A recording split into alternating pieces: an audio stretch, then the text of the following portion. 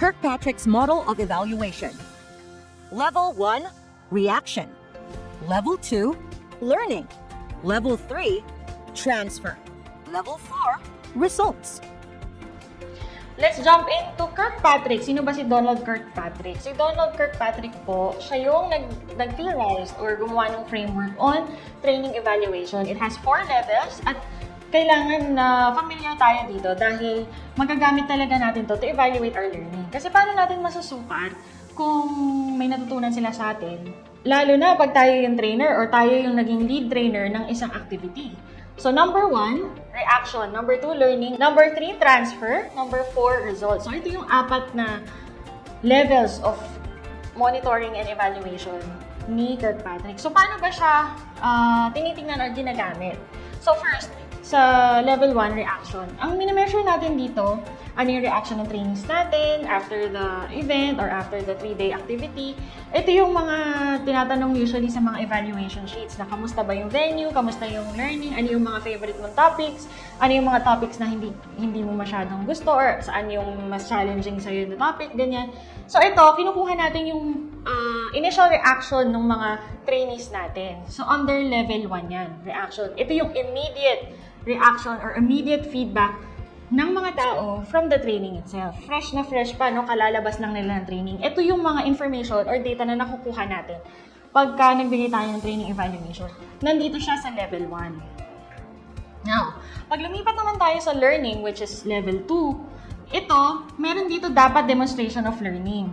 For example, ang training natin ay how to answer phone calls respectfully. Kunyari, mga customer service representatives yung tinitrain natin.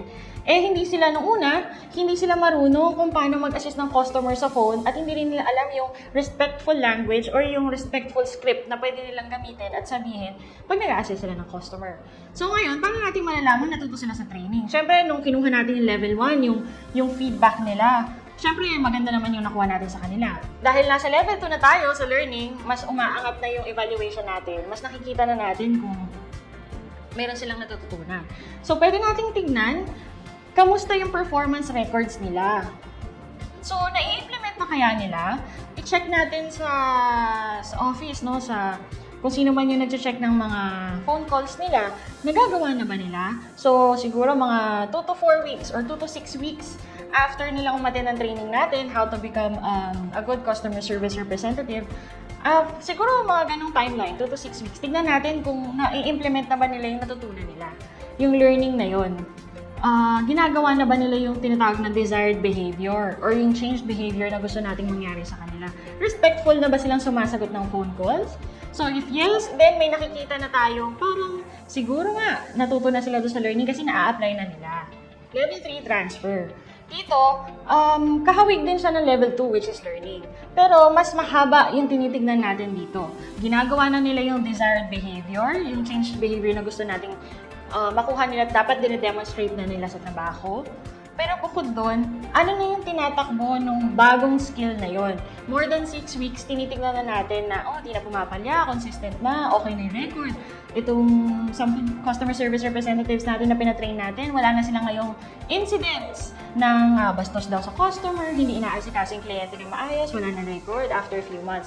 So, ibig sabihin, yung transfer of learning, nandun na talaga sa kanila, fully embodied na ng mga customer service representatives natin. So, kahit pa paano, assured naman tayo na mayroong magandang transfer of learning kasi nagagawa na nila.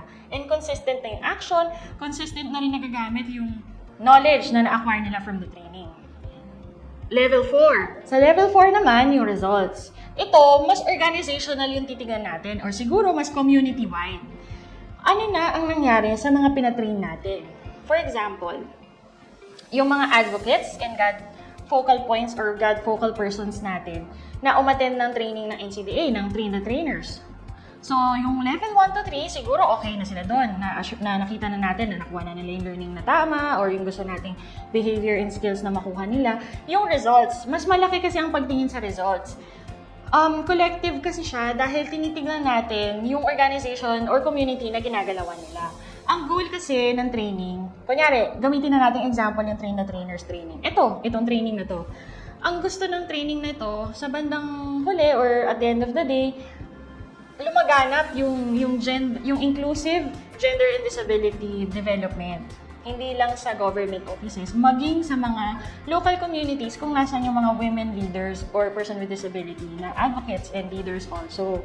So, kapag nakikita natin na meron ng change, mas tumataas na yung awareness on inclusion, lalo na yung pagiging gender sensitive, gender inclusive, disability responsive, and pagiging disability inclusive, pag nakikita na natin yan sa community, may change na tayo nakikita. Kapag nakikita na din natin yung mga God focal points and persons natin na sa kanilang communities or offices, lumalaganap na rin yung mas gender inclusive and disability inclusive na culture, interactions, tsaka yung knowledge. Siguro masasabi natin na na-achieve, organizationally speaking parang nakikita na natin na na-achieve na ng NCDA yung goal na, yun nga, mapalaganap pa yung disability inclusion and yung intersectionality nito sa gender para mas maging disability inclusive yung gender development natin, mas makikita na niya kasi nakikita na to dun sa mga na-train na advocates and God focal points or focal persons. Nakikita na natin sa actions nila, nakikita na natin yung fruit of labor nila dahil iba na yung behavior din ng mga nasa community at saka nasa office.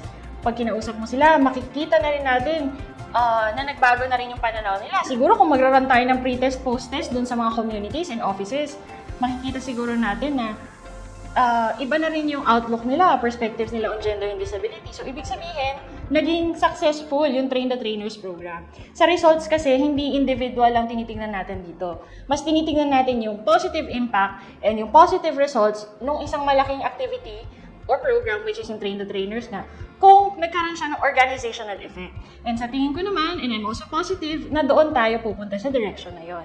And I hope nakatulong din yung Kirkpatrick na to, yung levels of evaluation, para mas lalo nating makita, masukat, at ma-assess kung yung pinaplano nating mga training activities or training programs ay magiging successful at ma-achieve talaga niya yung goals niya at the end. A solid blue background with text written in white. There is a pink vertical line on the left, and a logo was shown underneath the text. A triangle logo has a black outline with yellow background inside the shape. An exclamation point was written in black color.